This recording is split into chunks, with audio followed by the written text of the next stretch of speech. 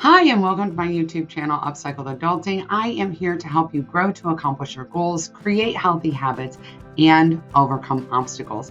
Today, we're actually going to be talking about one of the biggest obstacles that gets in our way in just living the life that we most want to live. And that is freeing up the time and energy we need to do the things we want to do the most, to spend that time on our priorities or our goals. And today I'm going to specifically be talking about how to free up more time at home. Do not forget to subscribe to this channel because I am always here to help you build the life that you've been dreaming of. Now, let's get started with two of my very, very best tips to help you free up the time and energy you need at home. I know people like to simply throw it out there that you just need to get more help. But the reality of the situation is most of us don't know exactly where we could get help, and some of us don't have help available to us. So instead, what I want to talk about today is how to cut down on your list and how to identify some things that either you could get help with or that you could altogether let go of. I know for single moms, this is a really, really big issue as people talk about sharing the load more with your partner. If you don't have a partner, that's just not going to be possible. For the rest of you, if you have a partner or your kids are old enough, always remember that they can help pick up the slack. Anybody living in your house should be contributing to the functioning of your household.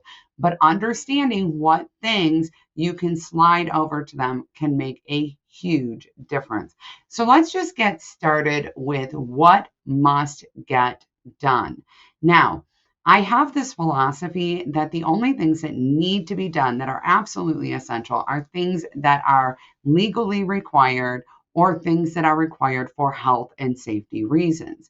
So, y'all, I'm going to just tell you that doesn't include dusting or vacuuming or any of those other things that we all spend a lot of time doing. Now, hear me out on this one. For those of you who have allergies, I understand that what your health requires might be different than what my health requires or what my kids' health requires. But for the most part, we spend a lot of time keeping up the appearances of our homes, even though that is not at all essential for health and safety. Now, whenever I say this, especially about the vacuuming, I get asked all kinds of questions about pets and pet hair. And I have to tell you that pet hair drives me a little bit bonkers too. I hate looking at it, but it is not a health or safety concern, even if you have little ones and even if they're crawling. This is very contradictory to what most people think, and that's why right up front, I just want to make sure that I mention it. Many, many studies have been done that show that young children being exposed to pet hair and dirt from pets and all of that actually have better immune systems and are less likely to have asthma and allergies. So I understand completely that seeing your 18-month-old or your 12-month-old crawling around when there's pet hair in your carpet might be really difficult for you to look at, but I just want to assure you that it is not, in fact, bad for their health. Listen, I get it. I have a thing also about the fur everywhere. I totally understand, but I want to make sure that you know that that's not actually an essential item unless there's an allergy. So, what is essential then? What are the things we must do in our homes because they're legally required or because they are physically necessary to our health and safety? Well, the big legal requirement is actually caring for our children. We do have to care for our kids. That is the way it is. We are responsible to do that. And of course, our pets. We need to feed them. We need to clean up after them. We need to provide for them. All of that is actually required. Aside from that, these are the things that have to be done in your house for health or safety reasons. One, your bathroom needs to be somewhat cleaned, particularly, by the way, the things that people almost never clean, which are the light switches, the handles, the faucets, things like that. A good wipe down on the toilet, for example, or the sink are really, really beneficial. To clean your bathroom faster, it's better to dust your bathroom first because of all of the dust residue that gets in your bathroom, and then to clean it. You can just spray everything with a vinegar and water solution, wipe it all down, and you're good to go. The next thing that needs to be handled appropriately for health and safety reasons is food and cleaning up your kitchen. This is particularly important for cross-contamination issues and to make sure that anything that's spoiling or going bad gets tossed and does not get consumed.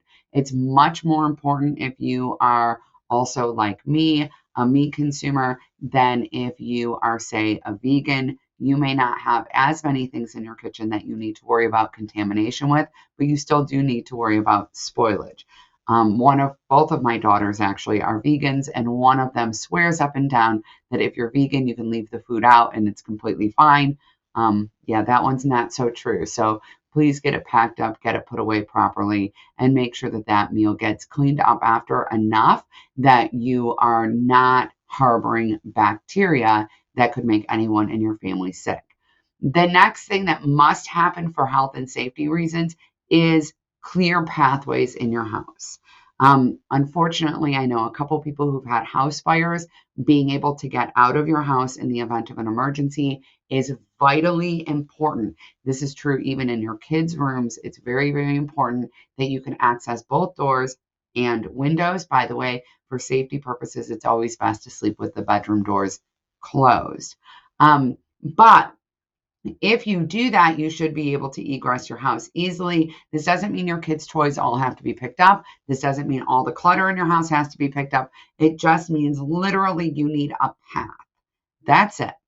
Now, the other thing that most people find really important is clean clothing. That just means washing it and drying it.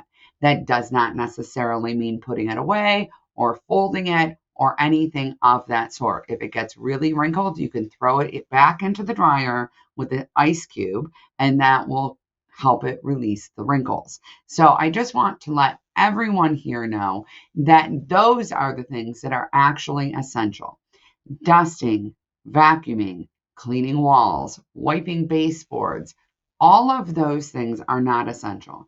The only one I would potentially add in here is making sure that your oven doesn't have anything flammable, right? Your stove and your oven, because sometimes as pots spill over, that can actually become flammable.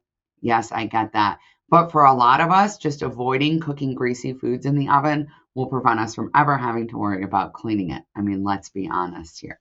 So what we really want to do is get extreme clarity about what's essential. Now, if you have a partner or you have kids living in your house, you can absolutely divvy up these essential tasks amongst the people who live in your home. That is your baseline. If you are drowning, if you have a chronic illness like I do, if you are taking on a new project, if you just had a new baby, the rest of it can be left. Right? You don't have to worry about the rest of it. You can even avoid the kitchen food stuff by using paper products or by ordering out, if that's what works best in your life right now. And I just want to make sure that you all know that having a clean house to any standard is not a moral imperative. This has nothing about your character or who you are as a person. I don't care who tells you otherwise. Life is very, very busy. It's very different than it was when our parents were raising kids. It's different if you're raising young kids now than it was when I was raising young kids. It's okay to let some things go. It's okay to let them go long term. It's okay to get help. It's okay to hire help if that's an option for you.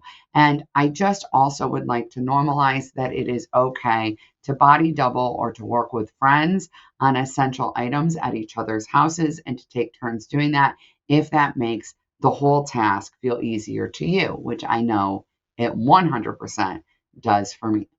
The next thing I want to talk about is all the shoulding we do about our households and how they're cared for.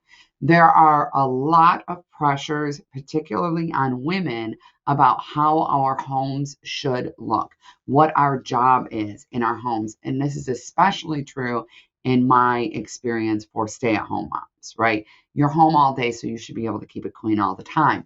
However, when you're home all day, it's a lot more to keep up with. And that's just the reality.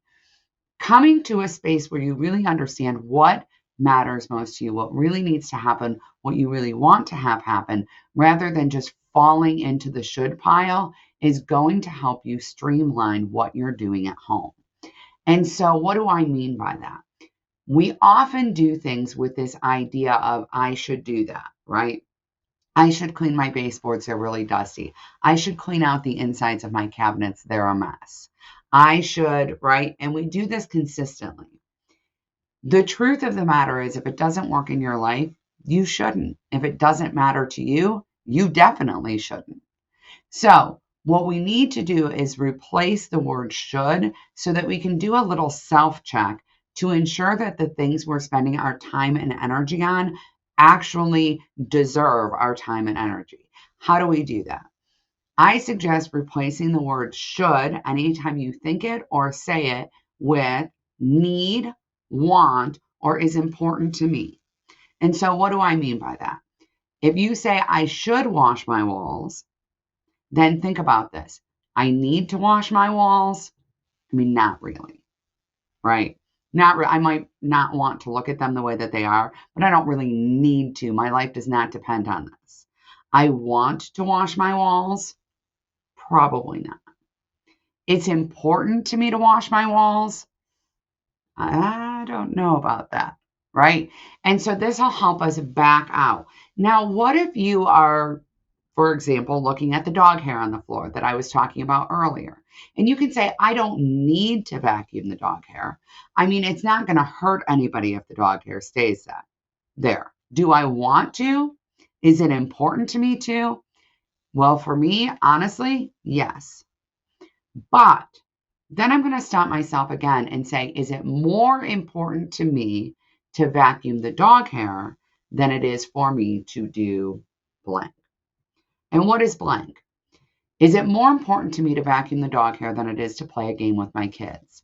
Is it more important to me to vacuum the dog hair than to have a cup of coffee with my husband? Is it more important to me to vacuum the dog hair than it is to work on my goals? Is it more important to me to vacuum the dog hair than it is to get a break in my day and just rest for 15 minutes? And the answer to that, depending on your life circumstance, may be yes, it is more important to me, or it may be no. And that's okay. We really need to normalize that it is actually okay to say it's more important to me to chill out and watch Netflix than it is to vacuum dog hair. Rest matters. Pursuing your goals matters. Quality time with the people we love matters. We all like to repeat that little poem about how when your kids are young, you're so busy cleaning and cooking and doing the chores, and you don't want to miss that time. And yet we all get stuck in the trap of cleaning and cooking and doing all the chores. The days are long with children, but the years are very short. Don't allow yourself to get stuck in this space of doing constantly. We are not human doings. We are human beings. It's important to just be in your life. It's important to be present. It's important to be intentional. It's important to be working on your goals. It's important to be spending time with your children or with your partner or with your friends or with the people you love. Those are the important things. How clean your house is doesn't matter. It doesn't matter nearly as much. So when it comes to making time at home, finding time and finding energy to do the things that you really love that matter most to you, the important thing to do is to reduce the number of things you're doing that don't matter. How many of these things really move the needle? Now listen, I tend to perform better when my house is tidy. I spend 10 to 15 minutes a day tidying my house. I'll be showing you that in a Small Step Saturday. I know that it doesn't matter if I just mopped my living room floors. That's not going to make a difference to me. There are a million other things that I could be doing with that time. A million other things that matter more to me. And if anybody comes in my house and they don't like that my living room floors look like they need to be mopped, either they're not my people, or next time we should definitely be meeting up at their house or somewhere public. It's a space that we all have to come to where we recognize that every decision we make is a trade for something else.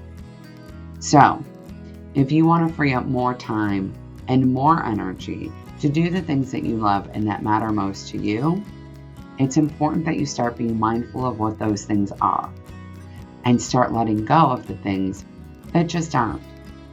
That's it.